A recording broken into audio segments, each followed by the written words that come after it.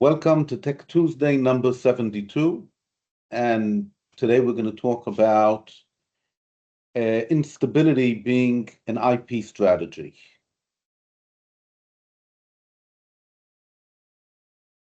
So imagine the following situation.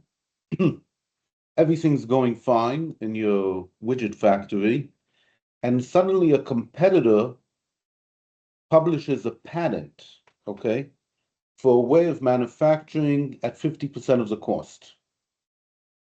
Supposedly it doesn't affect you, but in fact it does, because you were just chugging along, and now all of your moats and plans and calculations of value chain have changed completely.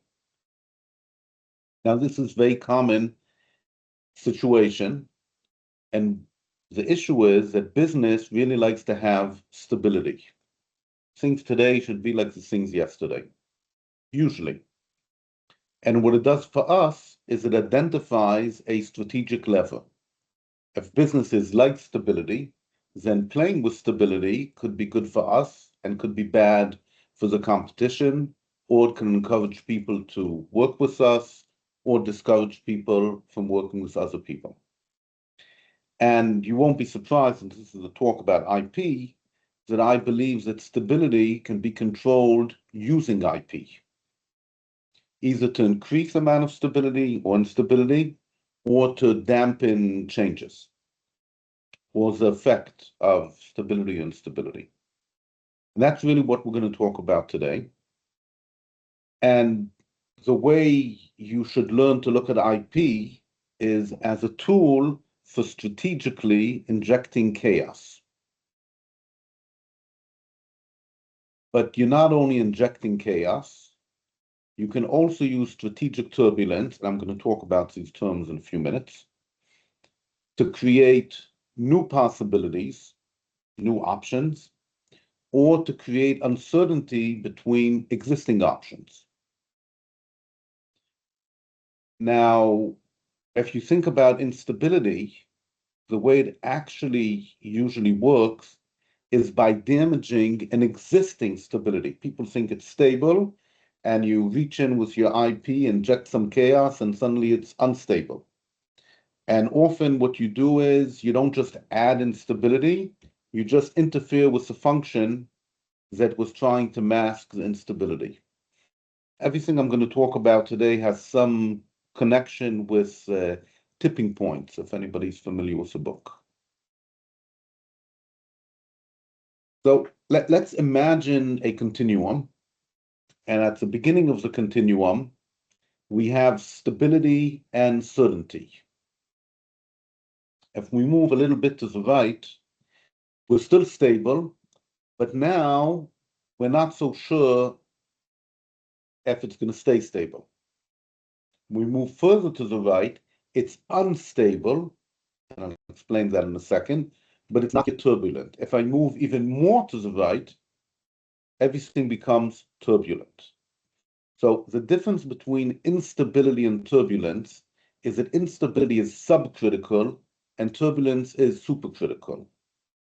If you are walking in the forest and you see a log, it's stable, it's not moving. But if you step on it, the log might move. That means actually that the log is unstable. So what do? I recommend not stepping on logs when you walk in the forest. Turbulence means these things are moving around even without you doing anything. So you don't even know where to step. Imagine trying to cross a river as the logs are flowing down the river. It also means that the psychological effects, which are super important, are different. Instability means I am scared to move because right now everything's okay, but if I move, I might slip. Turbulence means everything's up in the air. I got to choose. I got to react. If I don't do that, who knows what will happen? One word about uncertainty. Turbulence is not uncertainty. We know that there's turbulence. That's pretty certain. What's special about instability and turbulence is that they both add some sort of dynamics which is not controllable. And as you can see here in the 2x2, we should always ask the question, is it a single event or sustained event? So unstable criticality, you can either be unstable or turbulent. If you just make one event which causes your competitor to feel unstable, what you're really doing is threatening the competitor that if they move, they might fall. If you have a sustained situation of instability, it's actually a moat which prevents your competitor from going in that direction because the competitor knows that it's unstable.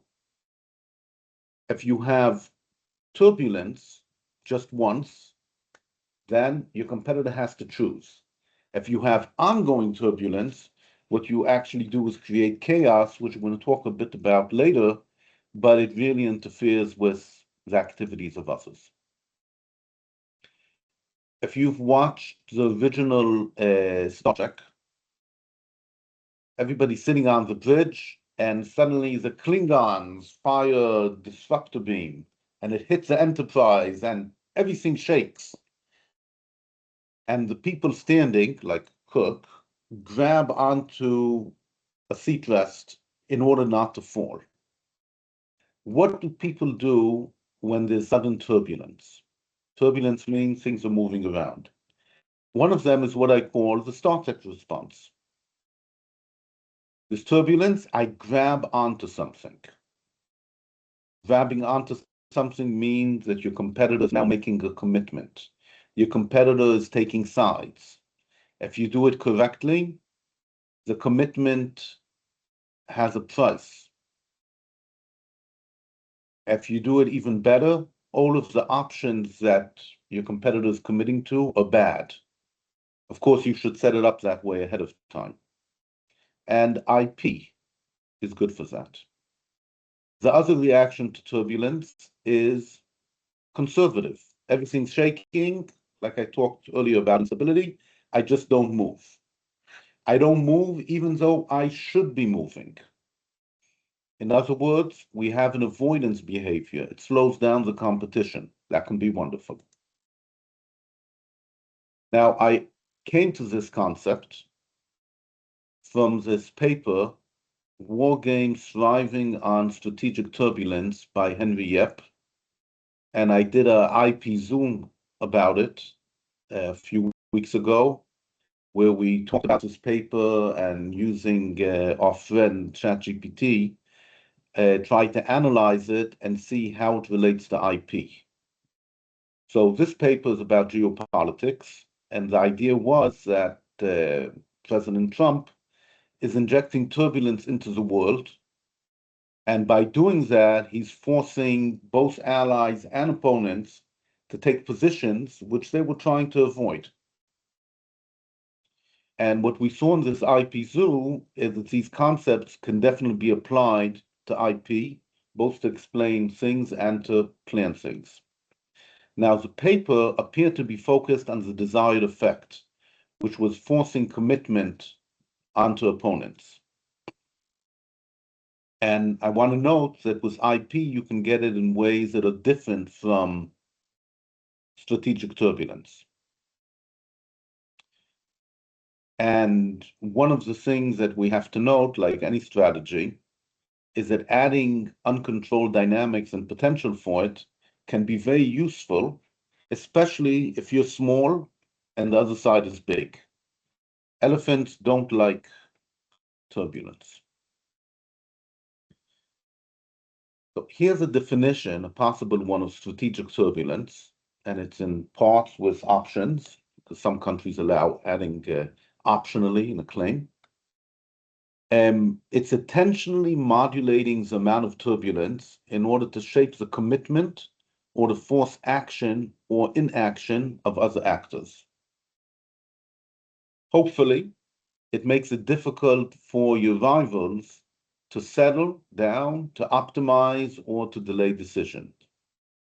Even more, hopefully, it forces people to show their true faces. And we can see now with the war going on, That's exactly what's happening. If you're even better, after somebody makes a choice, they can't roll it back. It's not, okay, I'll take vanilla ice cream, you know what, I'll take chocolate ice cream. And sometimes, and this has especially to do with sustained effects, the system itself becomes more difficult to govern. In a sense, it becomes sustainably turbulent. And which shouldn't surprise you, you can be clever. If you give stability and then you give instability, you can give your opponent whiplash. If you do them both at the same time, you can encourage people either to change what they're doing or to change where they're going. So you're probably asking yourself, this is very interesting, Mayor, but what does that have to do with IP? So let me give you a few examples. You have a competitor and you sue one of the customers. It doesn't matter if you win. The minute you sue the customer, all of the customers of that competitor have uncertainty and they're worried, should they buy or should they not buy? Because if they buy, it's a very unstable situation, they can suddenly be sued. Another example is generating a stream of innovations. You see it where it used to be. Apple, every 6 months, would come out with updated technology. Wow, everybody wants to copy. Okay, it kept everybody on their toes and really was generating turbulence. You can also generate temporary stability by encouraging standards, giving out free library, giving out data. And then, of course, you go to version 2.0, so everybody who's stuck in your stability is stuck. You can write contracts with clauses which you don't bring up. Later on, you remind people that they're signed on a clause which requires them to do A, B, or C. It doesn't matter anymore.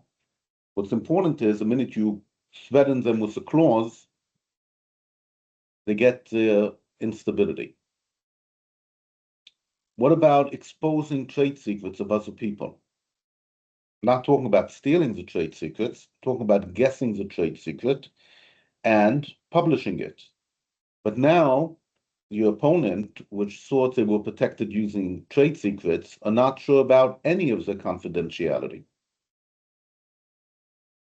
You have a competitor and you publish or license out technology for designing around the competitor. Competitor before had stability, now it's all up in the air. More generally, we usually think about filing a patent which completely blocks the competition. What if we don't completely block the competition? We only block half of the ways of doing something.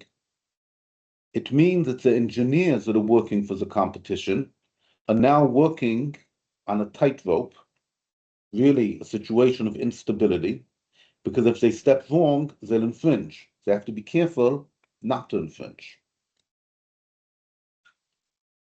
I gave you examples of IP doing it by itself, but it really doesn't have to be IP on its own. IP often works better with something else. Give you an example. You market a new standard to customers. So everybody wants to have this feature, painting your widget purple, but you license it only to some of your smaller competitors, not the big ones, the small ones. What you've done is inject these dynamics into the market because the customers want that feature. The big competitors can't provide it. The small competitors can provide it. Now the small competitors can fight the big competitors. You sit on the side and wait to win. Instability can be added to any part of a decision process. And I gave you some examples using licensing, enforcement, publication, free rights, and so on. And what's nice about IP is the turbulence can be self-sustaining and it can last for a long time. if you wanted to, and sometimes if you don't want it to, and we'll talk about that. Okay, so we can have strategic turbulence. How do people look at it? That's a situation. So here's three different ways. Way number one, it's a log rolling contest. You know, there's a log, two people are standing on the log, each one is trying to move the log so the other person falls off. A lot of fun, you get wet. That's one way of looking at it. Injecting instability, it might harm me. I'm trying to control it. It's definitely going to harm the other one. What about third parties? Nobody else wants to jump on that log. So while me and my competitor are fighting it out, we have the market to ourselves. Another way of looking at all of this turbulence is building a fort. We say, oh, there's a lot of instability over there. I'm going to build a stable niche. I'm going to have moats around it. My competitors are welcome to be in the turbulent, unstable area. And maybe we'll add some instability outside of our fort.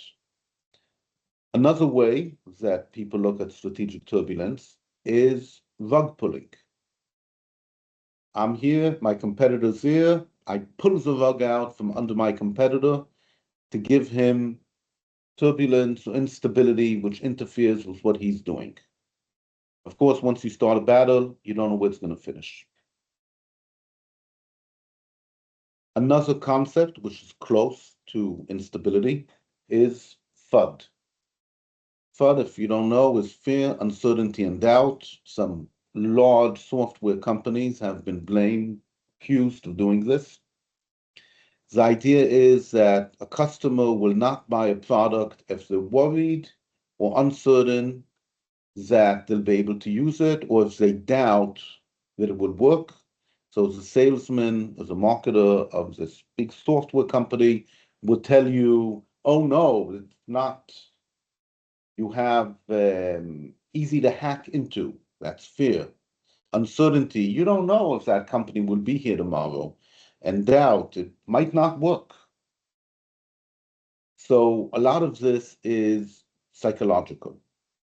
Instability is also psychological, but also has a real issue of risk. When you step on the log, it's going to roll.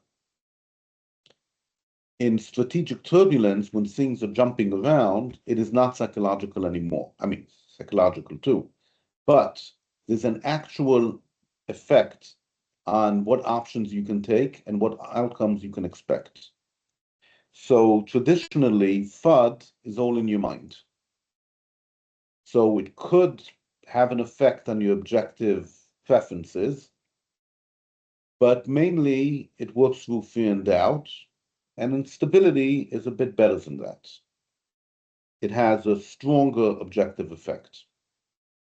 So if your main goal is affecting the decision-making at a competitor, FUD is very good.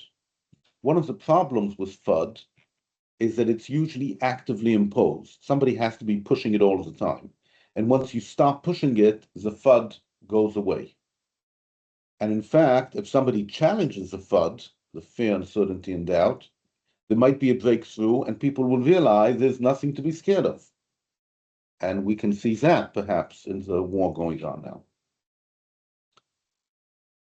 Strategic turbulence and instability can in fact be self-sustaining, or they can be imposed by a force on the outside.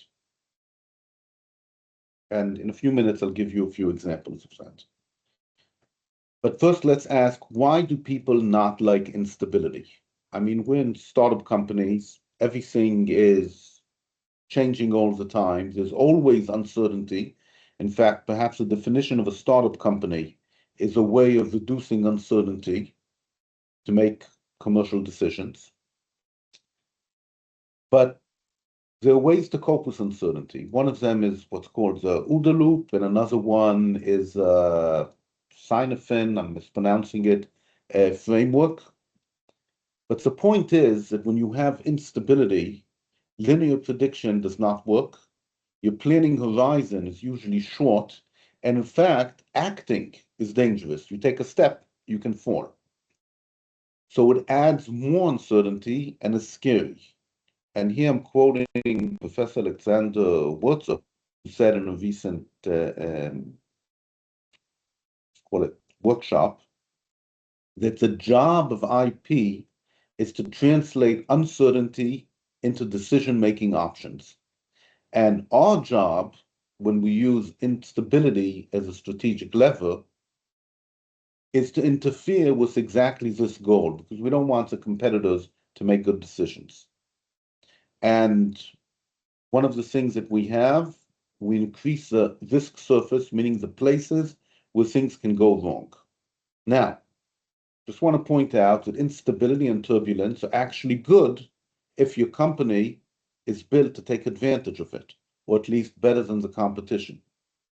I'm sure you know that a lot of people who play the stock market like volatility. It means you can make more money. And a lot of companies live on trends, short-term trends. And what is that if not turbulence?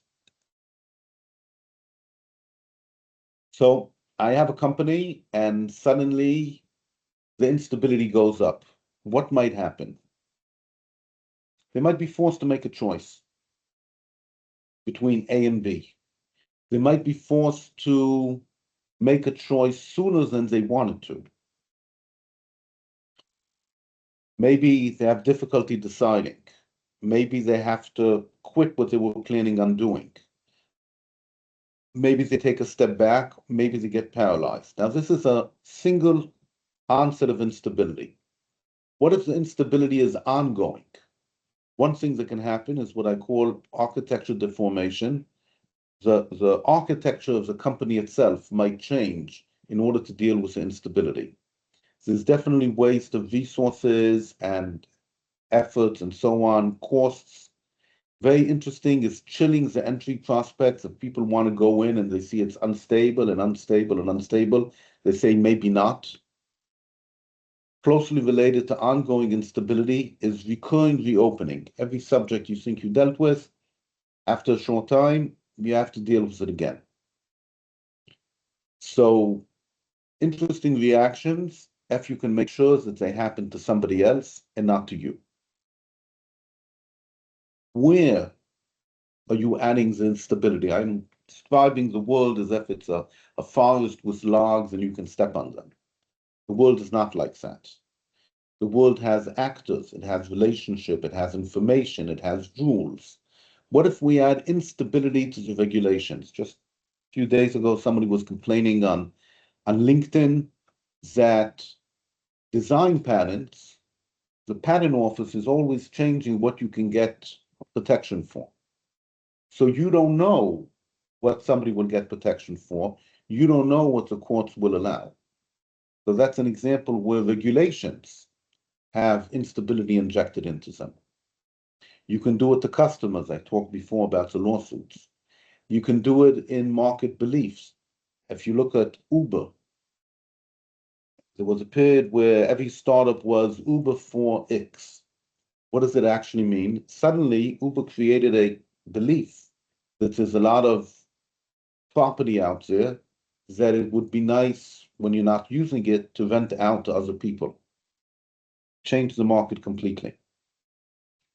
There are other dimensions as well. And what's important is that these dimensions can be independent. Let's say there's a lot of turbulence in the colors of automobiles. Okay, people keep on branding new colors, and every 4 months, the best color in the world changes. It's a lot of turbulence. But the regulations which set what are the requirements from the paint might stay fixed.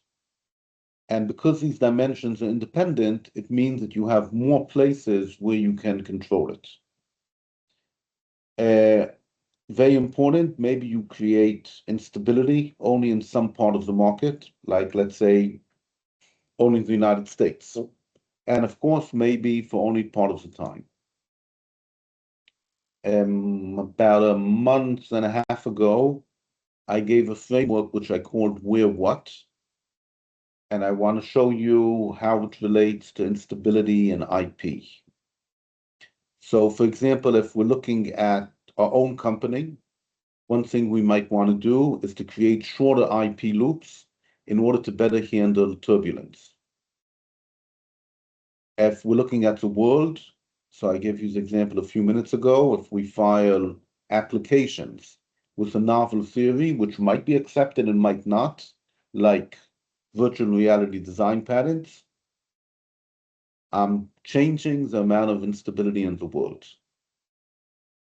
Who am I targeting? For example, the structure of a competitor.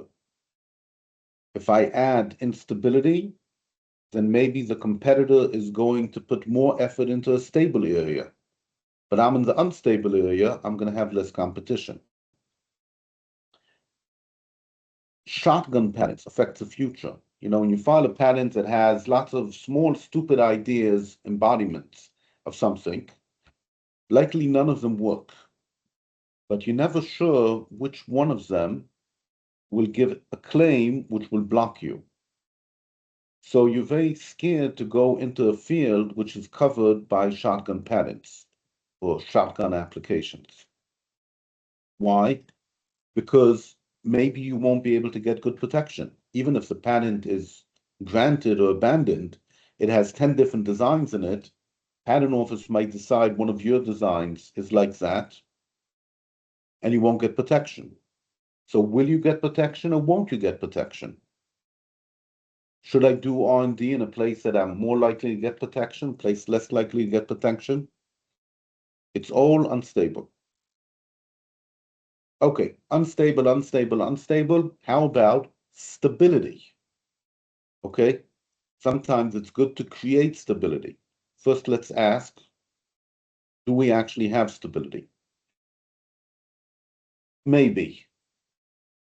Okay, a lot of times the situation is unstable, but it looks stable because nobody's rocking the boat. Okay, we could actually be at a tipping point, but nobody's doing the tipping. But the minute you do the tipping, you're basically creating a lot of instability in the world. Related is metastability. So it's stable under small changes. If you push in a big change, it's going to become unstable. And you might know from mathematical theory that an unstable system is much easier to guide to a desired state than a stable system. It requires less application of energy and perhaps more information. The point is, a lot of companies are designed to be brittle. They expect stability. Those companies, you can give stability and maybe they'll play your game, or you can take away their stability if they don't want to. In either case, we're IP people, we should be preparing IP as part of our strategy for what happens when there's instability and what happens after the instability is over and becomes stable again. How long will the instability last? Hopefully it's secret. If you're controlling the instability and you know how long it's going to continue, that's wonderful information. It's critical for planning, and if your competitors don't have it, they have trouble planning. You can also use instability just as a tactical tool, you know, slowing things down a bit or something. Now, I have here 2x2 talking about what is causing the instability and where the instability is.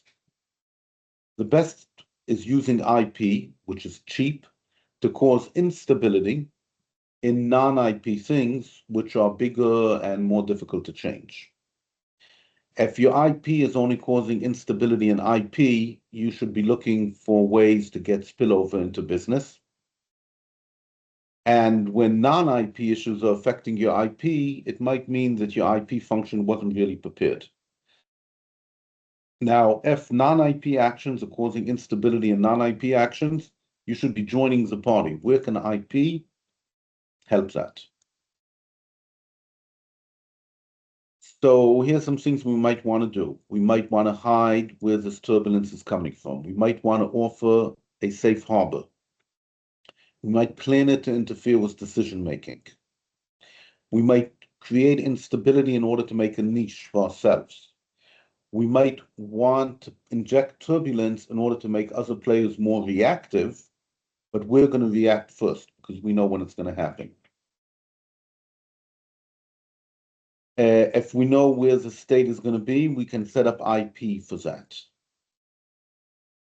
If we aim the instability and turbulence the right way at a competitor's value chain or at the supplier relationships, if your competitor will now have to change their requirements from their supplier every 4 months because you filed new IP or filed a continuation or maybe a divisional of a utility model in Germany or in China. Okay, so I've given you a lot of ideas, perhaps. How do we do it? You get up in the morning and you say, I want to use instability as a strategic lever using IP. Well, first you should decide if you want instability or turbulence. That's really, are you subcritical or postcritical? Then, this is just one way of doing it, of course. Then you identify which mechanism you use and will that mechanism operate on a timeline which is a problem for your competitor. If it's not a problem for your competitor, you're just making noise. Now, what should you aim it at? The answer is often at a place where you can see that your competitors are postponing commitment. They don't want to talk about the pricing model. They don't want to talk about licensing. But guess what? You published licensing. Now they have to follow, but they're not ready to follow yet. Next, you have to plan whatever it is you're doing so that the other side can't just sit back and not do anything. Okay, why? Because the value to you of adding instability is that the other side must take a position. So if you're suing them, you don't care about the lawsuit, you care about the fact that they have to decide whether to support their customers or not. And of course, instability will be over, perhaps, and you have to anticipate it. That's when you are on the giving side. What about an off switch? Okay, are you planning to be able to turn off the instability or turbulence when you want to do it? It's especially a problem if you're building a self-sustaining instability. One way you can do that is if you have multiple dimensions, and each time you choose a different dimension to add instability. Now, what if somebody else is injecting instability? Oops. Sometimes applying force directly to them, let's say using IP, can make them back off. Sometimes if you know what the trigger is, let's say the trigger is a patent or an important trade secret, you can kill the patent of the trade secret. It's very important to identify what is powering the instability, and then perhaps use IP in order to encourage cooperation, in order to diffuse the power. More generally, when you give out technology or do licensing for cheap, you can reduce volatility and risk by other people and, calm them down. Let's be defensive. We already said that it's probably better to be in a log rolling contest than to be on the wrong side of a rug pull. That means that you have to treat instability and turbulence as a risk. The risk of them happening and the risk of them changing. And part of your strategy, including IP strategy, is preparing for this particular risk of instability or turbulence and preparing IP ahead of time in order to help you. You should also be planning on how you're going to be using this instability and turbulence to make your IP more valuable and to leverage, whether or not you're creating it. So one of the things you should be doing is analyzing the ecosystem in which you are to identify potential sources of instability. Often people ignore legal sources. The government's about to change the law. Okay, that's a source of instability. You should prepare for it. So how do we defend against it? First, you should separate psychological effects from objective effects. It's really easy to say and not easy to do. Don't overreact to signals. You have to ask, is there a real forcing mechanism? Then you have to ask, why is the other side doing it? Are they doing it in order to get to some different stability in the future or not? If they are, find out what it is and maybe you can change it ahead of time. Don't rush. And once you make a decision and choose, if you remember when you have turbulence, one of the things that it does is it causes forced choice. So you're going to take a position. But once you take a position, you should try to make sure that it's solid. It's part of standards. It's part of the norms. And then when you get the new stability, the norms is there. Whether you're big or small, I mentioned at the beginning about David and Goliath, really matters for several different reasons. Large players create their own stability, but large players are also often not willing or unable to change quickly. I'll give you a classical example, a conglomerate.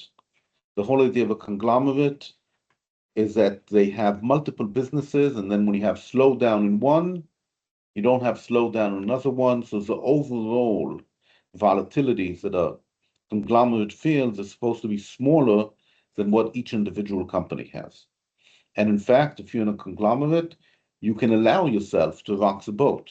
If you have a competitor in one place, you can add turbulence in that market. You don't care, you have money somewhere else. What if you're a small company? Sometimes the existence of turbulence and instability is bad because it means that your cost, whether legal or competence, has to go up in order to compete in that field. Sometimes it's the other way around. You can choose a niche which is stable, even though the world as a whole is not stable. But then when you grow, you're going to meet reality. So what is powering this turbulence? I'm giving you 4 possibilities. One is you're powering it. A second one, the party that you're targeting is powering it. So imagine a road that has a lot of potholes. Your competitor is driving on the road. The faster they move, the more the car jumps around. Another possibility is a third party. And like I said, if you publish a cost reduction feature, and Warren Buffett has an example of that, it can trigger a race to the bottom, which is not unstable, but it also will trigger people creating new innovations in order to stay afloat, which means the market can change completely. And of course, there's also climate. AI is causing a huge amount of turbulence today. Note that the person controlling the turbulence is not the one who powers it. Have this 2x2 here on the side. If you're mixing the pot and causing turbulence in it, you're supplying the power and the control. If you're flying a kite, you're providing the control, by pulling on the string, but the power is coming from the wind. If you're an elephant and you have somebody riding on you, you're providing the power, but the control is coming from the guy riding on you. And if you catch a tiger by the tail, you don't have control and you're not providing the power. But sometimes that's what you want. Very briefly, I want to show you what happens when we look at stability in order to analyze conventional IP strategies. So let's look at brinkmanship. Okay, you know that a patent means that you're not allowed to do what's inside the scope of a claim. How closely should you get to that boundary? That's called brinkmanship. When you do that, when you get as close as possible, you're increasing instability and you're increasing the risk of the patent owner deciding that you're infringing and they should sue, or other people deciding the patent has no value. A minefield. Okay, so I'm sure you know that people like doing white space analysis in order to decide where they're going to go. When you do white space analysis and you discover that area A has patents and area B doesn't have patents, we know that you're not necessarily going to be infringing them, but your risk of infringing goes up, and it means that R&D becomes unstable. So a lot of companies will not go into a field where white space analysis shows existing patents because they're worried about this instability. Knowing that, you can file these minefields in order to encourage them not to do it. Instability is also scorched earth. If a field is unstable, nobody knows what's happening, what's going to be, so your competitor can't extract profit from it. Last but not least, it can go wrong. It can go very wrong. For example, you can get carried away. Okay, it's like any type of playing with fire. Your competitor might be better at this game of instabilities than you are. You might destroy the market. You might actually encourage the creation of small competitors, and when you have a lot of competitors, it's much more difficult to control them. Instability often forces evolution. Evolution might be bad for you. And you might think you know where the world is going, and guess what? It didn't go there. In summary, stability can be modulated to a strategic effect. You do it using IP. It's relatively cheap. You can even create self-sustaining instability when people suddenly don't believe that patents work in a certain field. Somebody whose name I won't mention has done that in software in the US. You should analyze business situations by considering the effect on instability.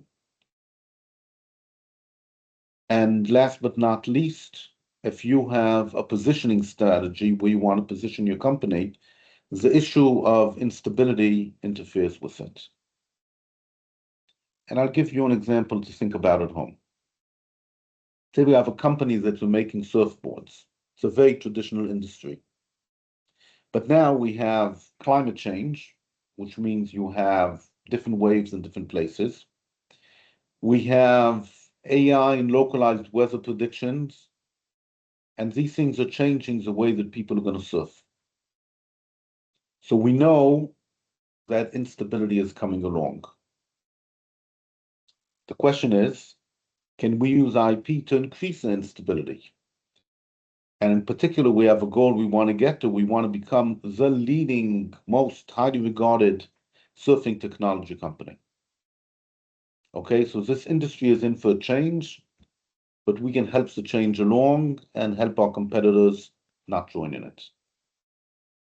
Okay, I'm now stopping the recording.